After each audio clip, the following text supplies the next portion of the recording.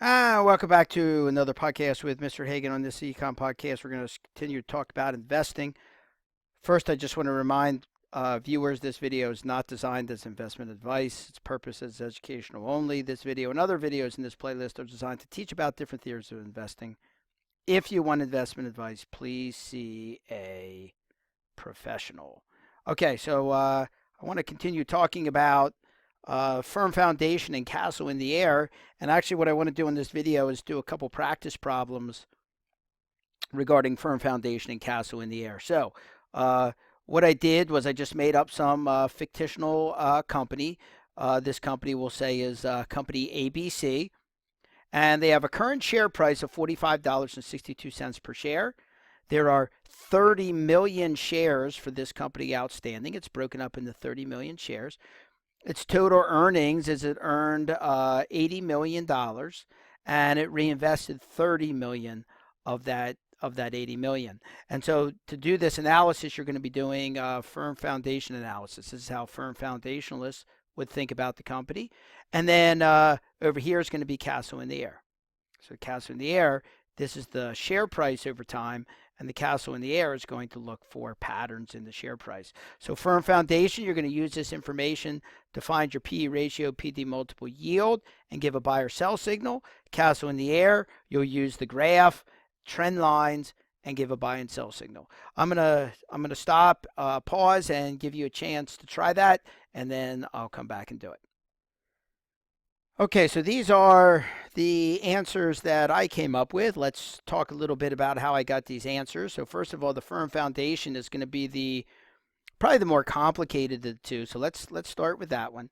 So the first thing I had to do was calculate the earnings per share. How did I calculate the earnings per share? Well, the earnings per share is just what it sounds like. It's the total earnings, which was $80 million. So I took the 80 million and I divided that by the share price. So it's I'm sorry, by the number of shares. Let me say that again. I took the amount of the earnings. This is earnings per share. So I took the amount of earnings, which was 80 million, and I divided that by the number of shares, which was 30 million. So I got 80 million $80 million of earnings divided by 30 million shares.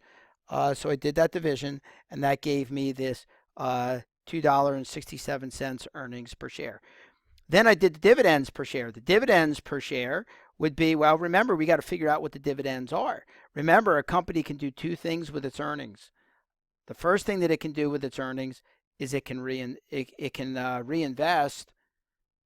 which this company reinvested 30 million. So the next thing that it can do with those earnings is it can pay out a dividend. So the earnings, there were $80 million of earnings. 30 million of that was reinvested. 80 minus 30, that left 50 million for dividends. That's the key part to all this. You had to figure out that dividends. Okay, that took the total earnings minus the reinvestment. That gave the amount of money left to pay out a dividend. And then the company pays out a dividend, so that's going to be $50 million of dividends. $50 million is available to make dividend payments, divided by the number of shares, which is 30 million shares, okay, because this is dividend per share. So then I did the 50 million divided by 30 million, and that gave me the $1.67 dividends per share. Now, once I have those two numbers, then I can calculate the P ratio, the PD multiple, and yield. So let's go do it. The PE ratio, how do I calculate that? The PE ratio is the share price, which was $45.62 per share. So it's $45.62 divided by the earnings per share, which was $2.67. That was 2.67.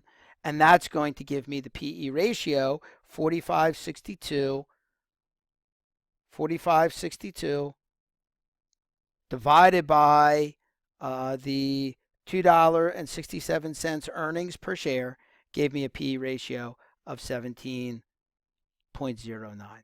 Okay, that's the PE ratio.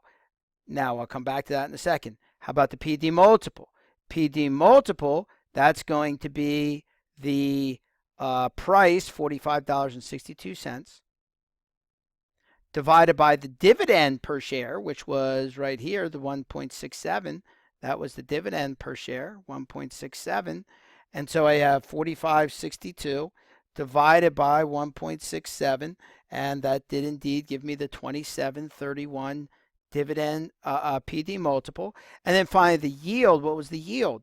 The yield is 1.67. That's the dividend per share divided by the share price, 45.62, multiplied by 100. And then that's just going to be 1.67 divided by 45.62 times 100, and that's going to give you 3.66%. That's the dividend return on the share if you purchase it at this price. So what does this tell us? Do we buy this company or not? So what would we do? Well, the PE ratio is above 14, so that's a sell signal. Okay. The PD multiple is, I'm really not sure. It's right at the historical average of 27. So that one's not giving us a clear signal.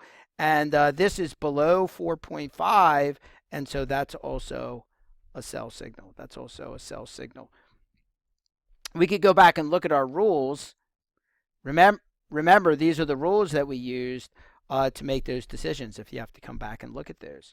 Okay, these were our rules for the yield to PE ratio and the PD multiple. Those were the rules that we used. So based off of those rules, we have two of these saying sell. So this is probably a weak sell signal. I probably should have put weak in front of that. This would be a weak sell signal. And then what about for the castle in the air? Well, look, you could have drawn a lot of trend lines different from my trend lines. This is how I happen to draw the trend lines. And so there would be two things that would get my attention. The first one would be right here. But here's the problem with right there. You could say you pierced lower trend line. Yes, you did. But that's a long time ago. We got to make a decision about this company right now. So right now, what just happened right now is right here. We pierced the lower trend line. And if you pierce the lower trend line, that would be a sell signal. So I'm getting from the firm foundation, I'm getting a sell signal. From the castle in the air, I'm getting a sell signal. Okay, that's how we try to figure out these companies. All right, let's try another one of these. So let me cover this up. And we're going to try another one of these. And so exact same thing. Okay, this is going to be firm foundation analysis. And this is going to be castle in the air. I'm going to pause the video again and let's give that a try. Be right back. All right, so here we go. Let's... These are my answers. Let's go through how I got these answers. So let's see. First, I needed my earnings per share. So I'm going to have $738 million of earnings for this company divided by the number of shares, which was 60 million. And that will give me my earnings per share of 12.3. That's how I got that number. And then I did my, how am I going to get dividends per share? Well, remember, those earnings, you can do two things with those earnings. You can either pay a reinvestment or reinvest in the company, or you can pay out a dividend. So we got to do total earnings was 738 million. Those were my total earnings for this company, minus 100 million being reinvested. That's going to give me 638 million available to pay out a dividend. Okay, so then I'm going to come over here and I'm going to say my dividend per share is 638 million divided by the number of shares, which would be 60 million shares. And that's going to give me my dividend per share of 10.63. Okay, now we can use the earnings per share and the dividend per share to come down here and calculate my P ratio, my PD multiple, and my yield. So here we go. I'm going to go through this kind of fast. PE ratio is going to be the share price, which is $123 per share. That was up here, divided by the earnings per share, which is $12.03, and that's going to, or 30 cents, and that's going to give me a PE ratio of 10. PD multiple, the PD multiple is going to be equal to The price, which was $123 per share, divided by the dividend per share, which is 10.63, $10.63, and that's going to equal my PD multiple of 11.57. And then finally, the yield for this company is going to be the dividend per share, which was the $10.63. That was this dividend per share, divided by the share price of $123, and then multiply that by 100, and that should give you a yield of 8.64%. And so now what can we say? What signal could we give? Well, this is the P ratio is below 14. That's a buy. Go back and check your rules. PD multiple is below 27. So that is below 27. So that's a buy. Again, go back and check the rules. And the yield would be above 4.5. So that's also a buy. And here are those rules I was talking about. The yield is above 4.5. P ratio is below 14. PD multiple is below 27. So that means from a firm foundation point of view, this would be a strong buy. This company would be, they'd give a strong buy signal. Now, what about Casso in the air? Well, again, you could draw a lot of patterns different from the patterns I've drawn. I thought this looked like an inverted head and shoulders, right? Here's my first shoulder right there, okay? Then here is the head. Here's the second shoulder. So I thought I saw shoulder, head, shoulder. We came down, we came back up, hit the neckline. Down, back up, hit the neckline. Down, back up, hit the neckline again. And then right there, we pierce the upper trend line. That's a buy signal. Okay, so we are getting a buy signal in this particular case for this particular company, for company DEF.